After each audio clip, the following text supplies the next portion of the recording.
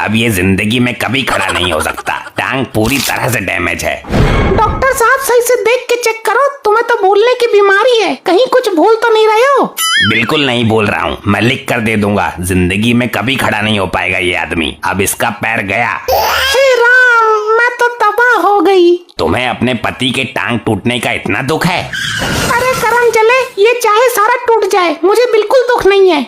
तो फिर रो क्यों रही हो? चुप हो जाओ, मेरे कंधे पे सर रख के रो लो। मुझे दुख इस बात का है कि इसको लैट्रिन पेशाब कौन करवाएगा। ये तो दिन में कई बार हकता है, पता नहीं कौन कौन से चूरन खाता रहता है। उसकी चिंता मत करो, मैं ऐसी दवाई दे दूंगा आपको कि इसके पिछवाड़े का ढक्कन लग जाएगा। 8 दिन तक हग नहीं पाएगा ये। इसका पिछवाड़ा पूरा जाम कर दूंगा। फिर तो ठीक है डॉक्टर साहब, ये दवाई जरूर देना। मैं अभी अंदर से तुम्हारे लिए पैसे लेके आती हूँ, तुम जरा ठहरो। डॉक्टर, मेरे कहने पे बहुत अच्छा झूठ बोला तूने। अब मैं इसको रंगे हाथ पकड़ लूंगा। ये ले अपने झूठ बोलने की फीस। शुक्रिया जनाब, अब हम चलते हैं। कहाँ भागा जा रहा है? लुगाई आ रही है नोट लेके, उनको भी लेकर जाना। ये लो, 1500 रुपए फालतू ही हैं, लेकिन ये खड़ा नहीं होना चाहिए अब कभी भी। नहीं तो मैं बता रही हूँ डॉक्टर, तुम्हारी टांगे तोड़कर तुम्हें ही दे दूंगी। क्या खड़ा नहीं होना चाहिए? अरे ये खड़े नहीं होने चाहिए। लगता है फिर से भूल गए डॉक्टर तू। लेकिन ये तो बिल्कुल ठीक है। कहीं मेरी पोल ना खोल दे ये भुलक्कड़ कहीं का। क्या बोला आपने? क्या बक रहा है डॉक्टर? मेरी टांगे तो टूटी पड़ी है। डॉक्टर साहब, आपकी याददाश्त को फिर से झटका लग गया है। आप चले जाइए और वो गोली दे दीजिए। हाँ, सतमोली की गोली है मेरे पास। अबे सतमोले की गोली नहीं, वो गोली दो जिससे लैट्रिन पेशाब रुक जाता है, पिछवाड़े के ढक्कन वाली। भूल गए क्या? अभी तो बता रहे थे। अच्छा, तुम्हें टंकी का ढक्कन चाहिए? ढक्कन नहीं चाहिए मुझे। ऐसा करो, तुम अभी जाओ, कल सुबह आके तुमसे मिलती हूँ मैं। ठीक है, अब इनको चलने फिरने में कोई दिक्कत नहीं आएगी। अच्छा, मैं चलता हूँ अब। क्या? लेकिन डॉक्टर, कुछ देर पहले तो तुम कुछ और बोल रहे थे। तेरे को तो पता ही है ना, डॉक्टर को भूलने की बीमारी है। हाँ ओके ओके, तो डॉक्टर बाय बाय, चलो अब तुम जाओ।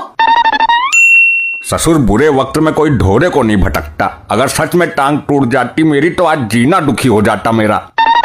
अरे चौटाला साहब, तुम मेरी जवानी के बॉयफ्रेंड, बहुत दिन बाद आए हो। तेरी याद सता रही थी तो मिलने चला आया।